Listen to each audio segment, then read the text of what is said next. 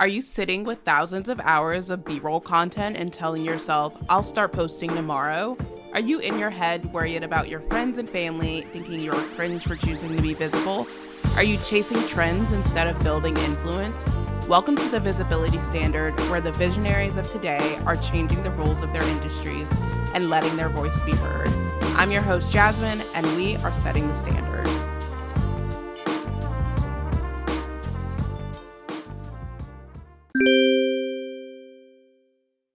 When I decided to grow beyond the therapy room, I knew I needed systems that could keep up. Enter Jane App, the practice management platform that has my back. From online booking to charting to payments, Jane keeps everything streamlined so I can show up for my clients and create content, build my brand, and run my business with confidence.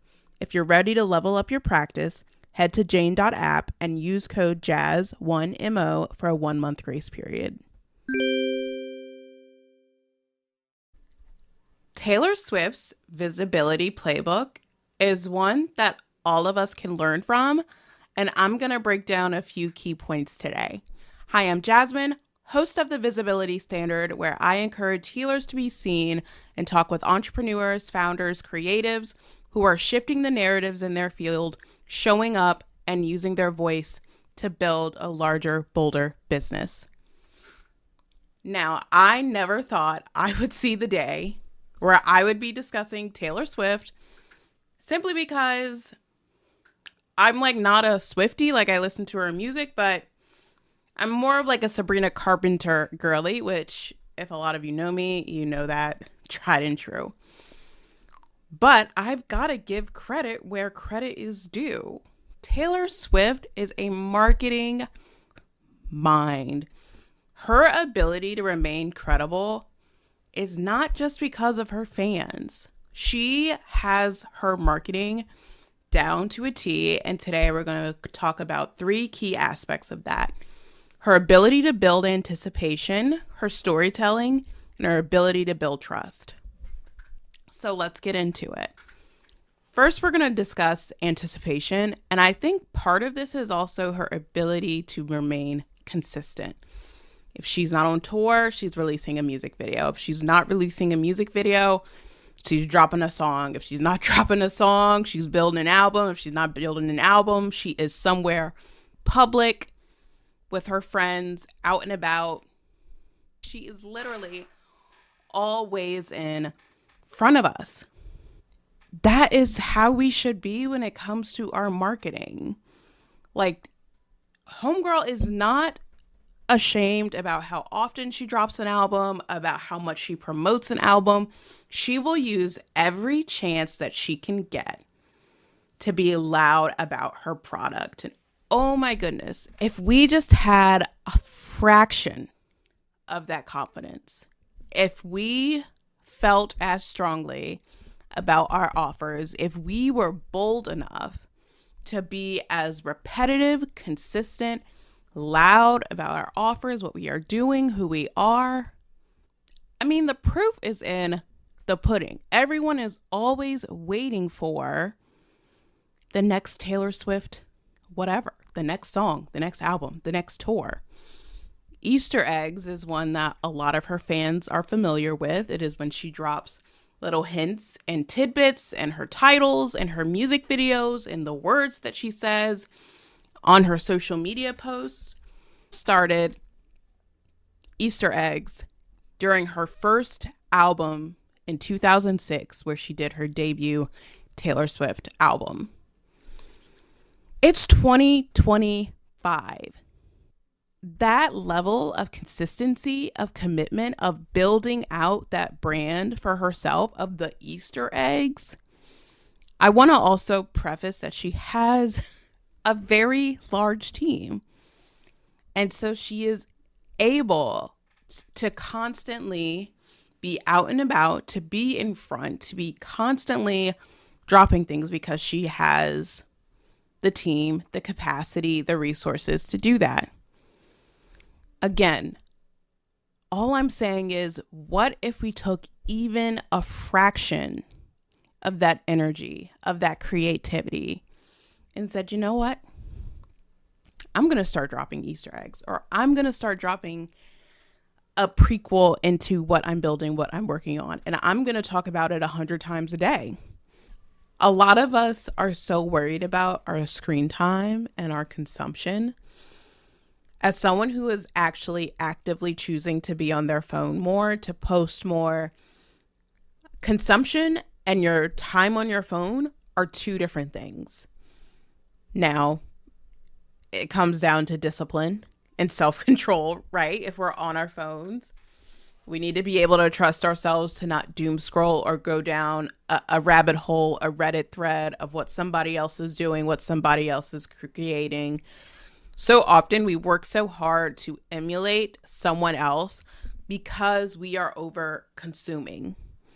Yesterday, I was thinking about this. I was like, you know what? I have been scrolling way too much. I need to get back into the reading habit that I was building and create some distance so that I can start creating more.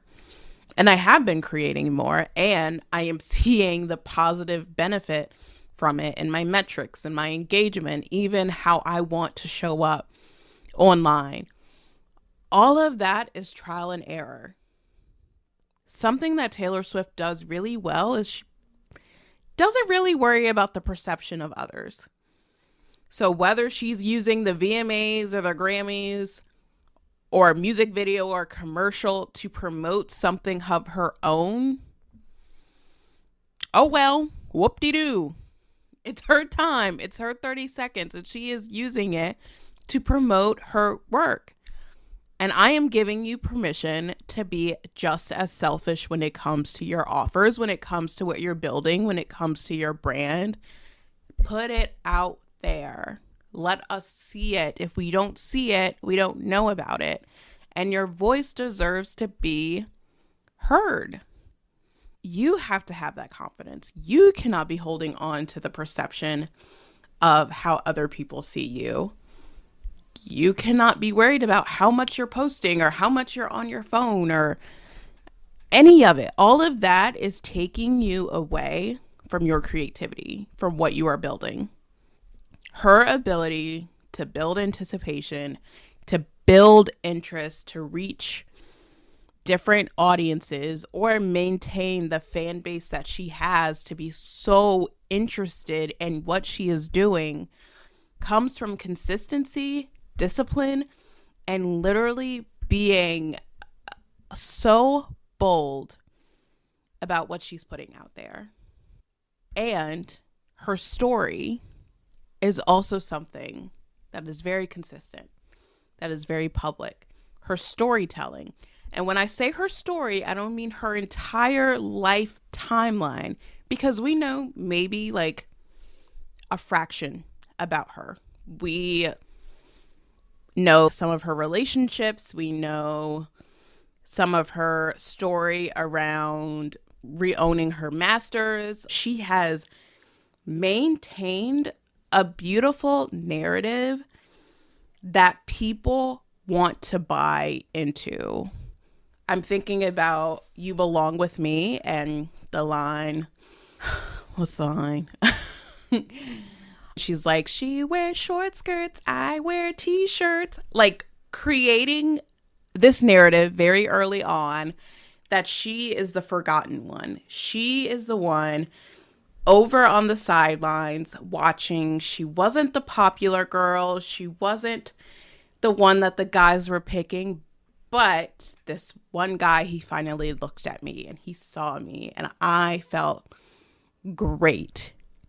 And a lot of people resonate with that narrative. And then we watch her journey. We watch her continue to grow confidence in herself. We watch her continue to evolve in some capacity. We watch her continue to own every aspect of her story when it starts to get messy, when Kanye West called her out. Like she has all of these blips in her career that she takes ownership of and spins them into her music. That's where we get Reputation. And honestly, Reputation was my favorite album.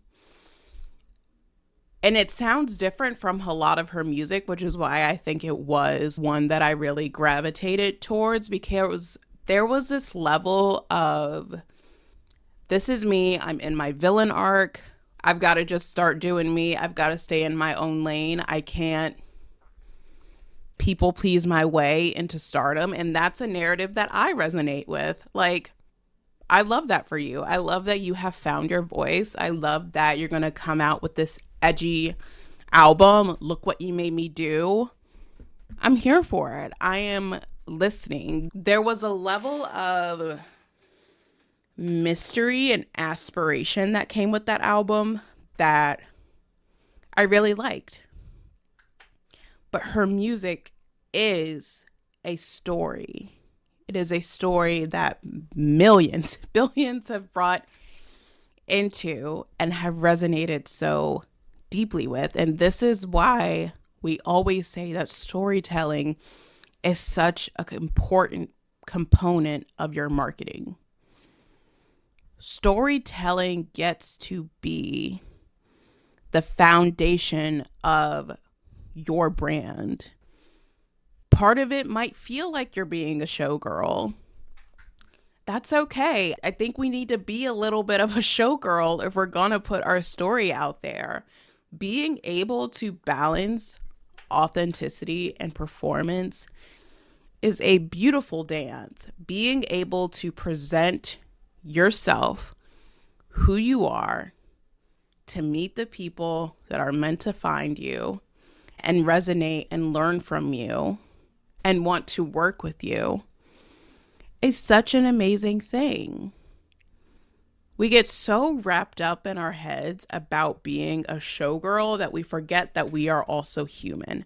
And that is another thing that people resonate with. She has managed to maintain this human first, oh, I'm just a girl with my girlfriends, like hanging out.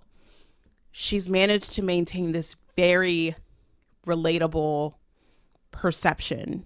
Again, the story that all of us can relate to and buy into. Who are you? What's your story? What is the story that you want people to buy into? Why should people want to listen to you? That's where I have started sprinkling my own story into my content. Yes, I am a therapist, and I used to manage social media for a quasi-government agency. And I quit my job on the spot because I believed in trusting myself.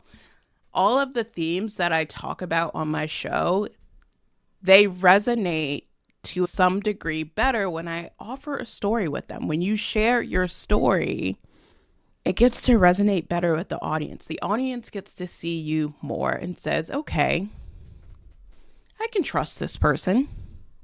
And I want to challenge the storytelling, the narrative aspect.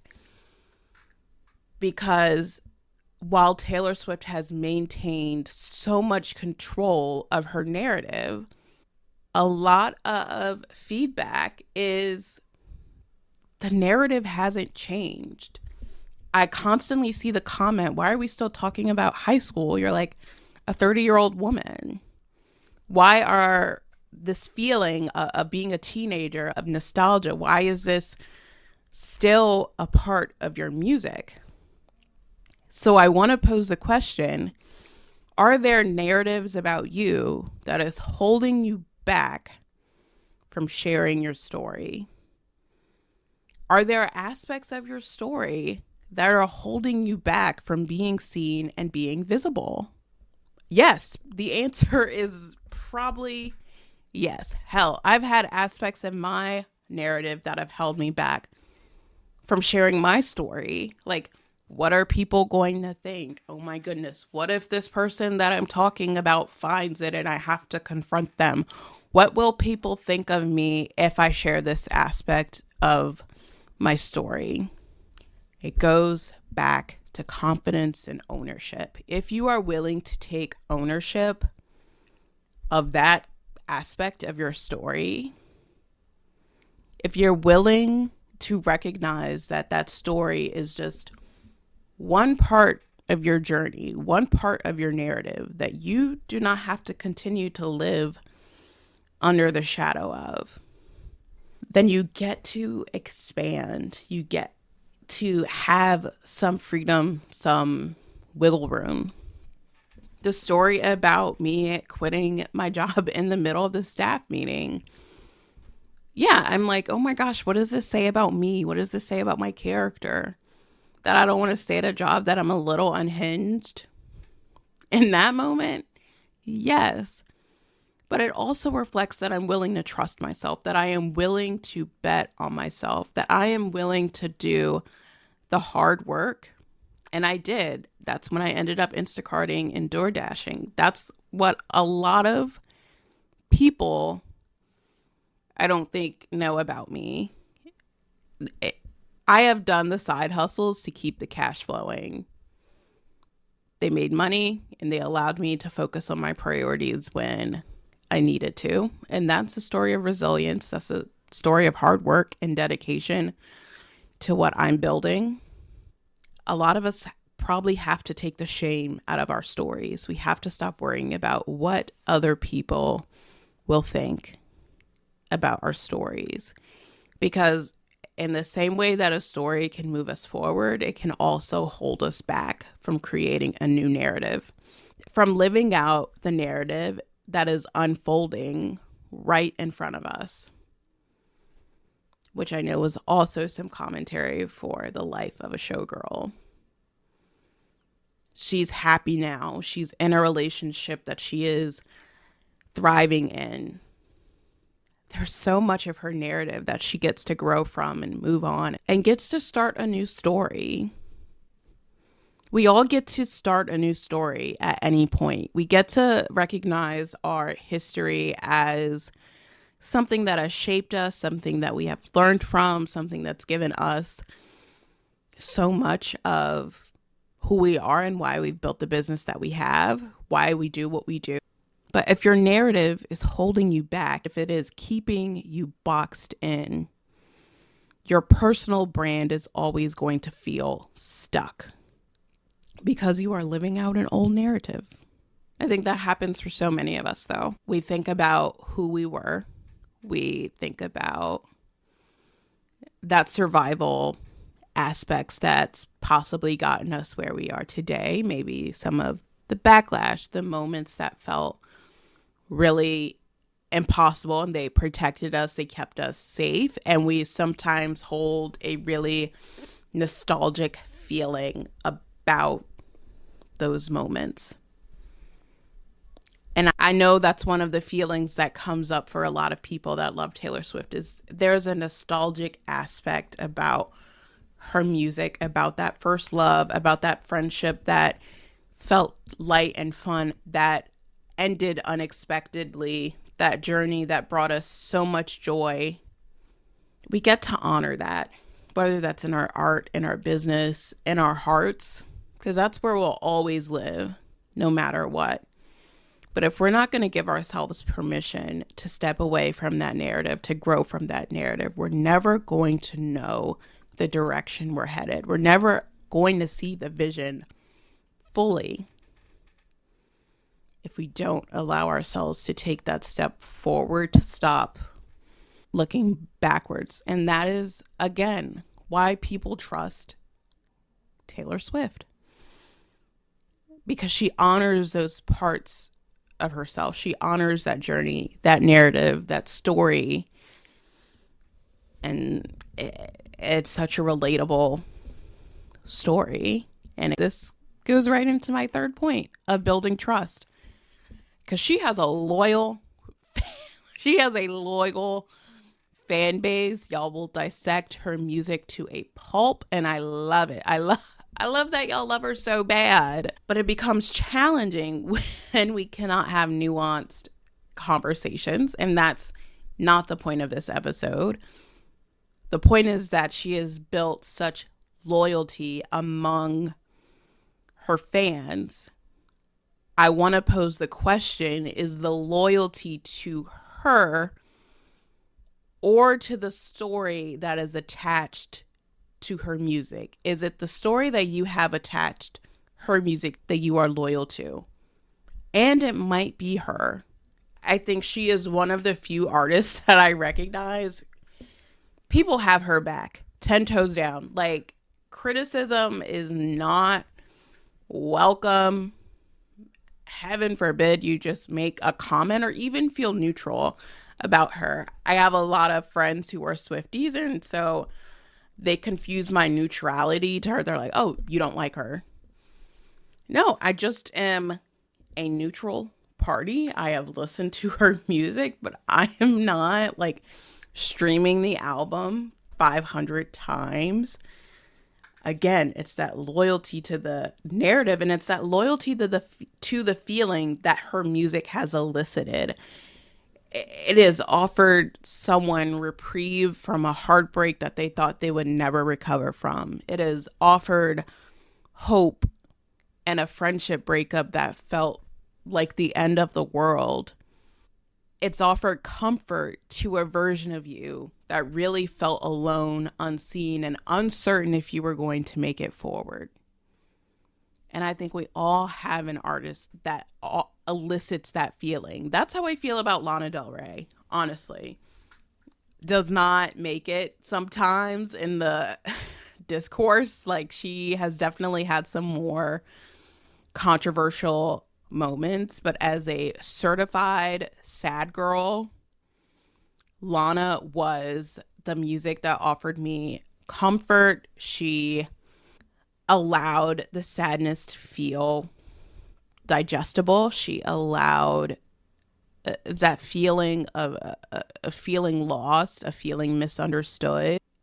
It comforted that. And that's what I see with fans of Taylor Swift, is that people want to jump to her defense when they feel like she's being misunderstood. And part of me wonders, is the hope that someone out there does the same for you when you are being misunderstood?